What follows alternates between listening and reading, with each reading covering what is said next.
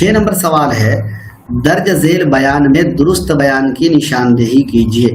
Novel اپنی وسیع ترین تعریف میں زندگی کا شخصی اور راست اثر ہے، ہنری جیمس نے یہ تعریف کی۔ ناول فرد کی زندگی کو پیش کرتا ہے، رالف فاکس نے یہ تعریف کی۔ ناول کا فن ایک مخصوص نقطۂ نگاہ سے زندگی کی تصویر کشی کا فن ہے، احتشام حسین نے کہا۔ ناول میں ان باتوں کو پیش کیا جاتا ہے جو زندگی کے جیسی ہوتی ہے یا اس کے مطابق ہوتی ہے، یہ اسکاٹ جیمس نے کہا۔ تو درج ذیل میں درست بیان کی نشاندہی کرنا ہے۔ اگر میں پہلے کی بات کروں کہ ناول اپنی وسیع ترین تعریف میں زندگی کا شخصی اور راست اثر ہے، یہ ہنری جیمس نے یہ تعریف کی، یہ بات درست ہے، تو اے آپشن رائٹ ہو جائے گا۔ ناول فرد کی زندگی کو پیش کرتا ہے، یہ بات بھی درست ہے، رالف فاکس نے کہا۔ ناول میں ان باتوں کو پیش کیا جاتا ہے جو زندگی کے جیسی ہوتی ہے یا اس کے مطابق ہوتی ہے، اسکاٹ جیمس نے کہا، یہ بات بھی درست ہے۔ ناول کا فن ایک مخصوص نقطۂ نگاہ سے زندگی کی تصویر کشی کا فن ہے، یہ احتشام حسین نے نہیں کہا، بلکہ یہ تعریف کیا ہے دوستو خلیق انجم، کس نے؟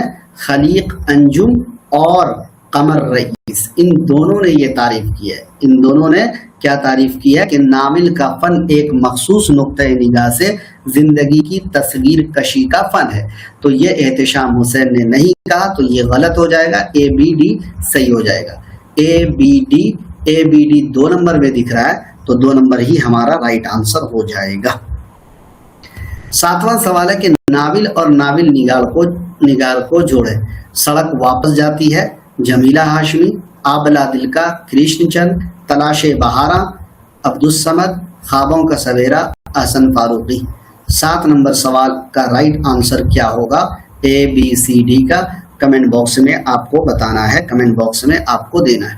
اگر سڑک واپس جاتی ہے کی بات کی جائے تو دوستو یہ کرشن چندر کا ہے، تو اے کا 2 نمبر کا آپشن رائٹ ہو جائے گا۔ آبلہ دل کا کی بات کروں تو یہ احسن فاروقی کا ہے، اس وجہ سے بی کا 4 نمبر آپشن رائٹ آنسر ہو جائے گا۔ تلاش بہاراں کی اگر بات کی جائے تو دوستو یہ عبدالصمد کا ہے، تلاش بہاراں یہ جمیلہ ہاشمی کا ہے۔ تلاش بہاراں کن کا ہے؟ جمیلہ ہاشمی کا ہے، اس وجہ سے سی کا 1 ہو جائے گا، اور خوابوں کا سویرا عبدالصمد کا ہے، تو ڈی کا 3 ہو جائے گا۔ 2 4 1 3 2 4 اے کا 2 بی کا 4، ٹھیک ہے، سی کا 3 آ جا رہا ہے، کٹ جائے گا۔ اے کا 2 بی کا 3 آ رہا ہے، تو یہ بھی کٹ جائے گا کیونکہ 3 دکھے گا تو لاسٹ میں۔ اے کا 2 بی کا 4 سی کا 1 ڈی کا 3 نمبر آپشن بالکل رائٹ ہوگا۔ یہاں پر 3 سے شروع ہو رہا ہے، یہ کٹ جائے گا، یعنی 3 نمبر آنسر ہمارا رائٹ آنسر ہوگا۔ اگلا سوال دیکھیے گا، درست زمرہ کی نشاندہی کیجیے۔ پریم چند نے پردہ مجاز 1928 میں تخلیق کیا اور یہ 1931 میں شائع ہوا۔ ناول غبن 1928 میں لکھا گیا۔ پریم چند نے نرملا کی تکمیل 1923 میں کی۔ میدان عمل 1932 میں شائع ہوا۔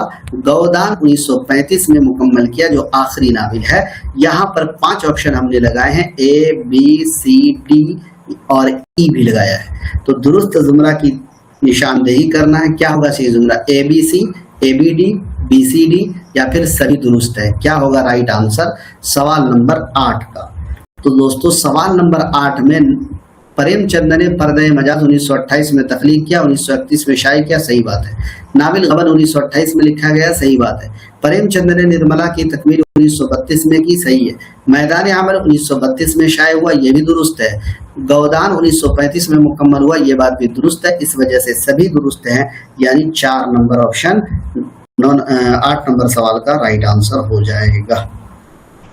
9واں سوال یہ ہے کہ درج ذیل میں درست زمرہ تلاش کریں۔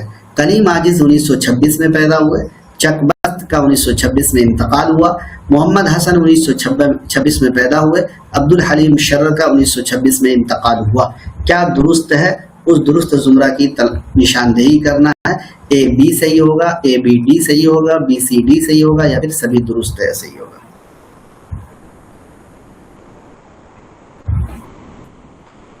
تو درج ذیل میں درست زمرہ دوستو کریم عاجز 1926 میں ان کا یہ پیدا ہوئے، یہ بات بالکل درست ہے۔ چکبست 1926 میں انتقال ہوا، یہ درست ہے۔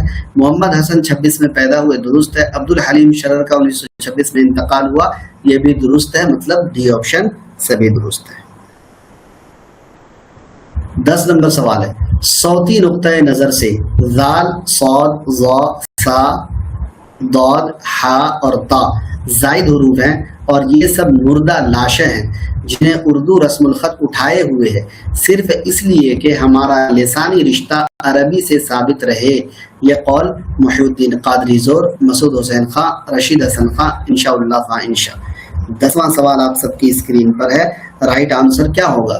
صوتی نقطۂ نظر سے درج ذیل الفاظ ذال، صاد، ظا، سا، ضاد، ح، طا زائد حروف ہیں اور یہ سب مردہ لاشیں ہیں جنہیں اردو رسم الخط اٹھائے ہوئے ہے صرف اس لیے کہ ہمارا لسانی رشتہ عربی سے باقی رہے یا پھر ثابت رہے۔ یہ قول ہے مسعود حسین خان کا، بی آپشن رائٹ ہو جائے گا۔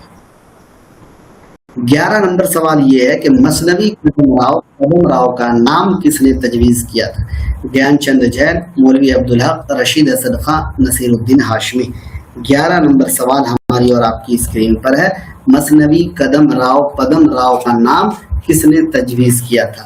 اور مثنوی پدم راؤ ساتھیوں یہ پہلی مثنوی تسلیم کی جاتی ہے اور اس کے مصنف کا نام ہے فخر دین، جس کا تخلص کیا تھا؟ نظامی تھا، اور جو کہاں کے رہنے والے تھے؟ بیدر، کرناٹک۔ تو فخر الدین نظامی یا فخر الدین نظامی بیدری کے۔ اور دوستو قدم راؤ جو ہے اس مثنوی کے 2 کردار پر اس کا نام رکھا گیا تھا۔ راجہ قدم راؤ جو ہے یہ راجہ ہے اور پدم راؤ جو ہے یہ وزیر ہے، اور اس کو مرتب کیا تھا نصیر الدین ہاشمی اور جمیل جالبی، ان دونوں نے مل کر۔ تو ڈی آپشن رائٹ آنسر ہو جائے گا۔